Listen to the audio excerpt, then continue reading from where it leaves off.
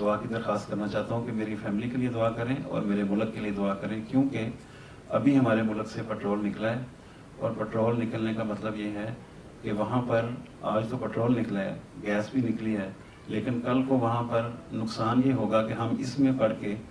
جب کوئی ایسا مسئلہ ہوگا تو شاید ہم جو ترقی کی طرف جا رہے ہیں کہیں ہم تنزلی کی طرف نہ چلنا شروع کر دیں۔ بس تیل نکلا ہے اور گیس نکلی ہے، تو اس کو صحیح طرح ایمانداری سے، جو ملک سے قوم سے وفاق کا تقاضا ہے، اس کو پورا کرتے ہوئے اس کو ملک کی ترقی پہ خرچ کریں۔ ان کے سامنے ہم سائے ہیں، 2-3-4 ملک چھوڑ کے نائجیریا بڑا آئل ریچ کنٹری ہے، لیکن کرپشن میں یہ حال ہے کہ عوام بھوکے مر رہے ہیں، ڈسٹ بنوں سے لوگ کھانا کھاتے ہیں۔ اور یہی میں نے گھانا کے پریزیڈنٹ کو بھی کہا تھا کہ تمہارے بھی تیل نکلے تو کرپشن نہ آ جائے۔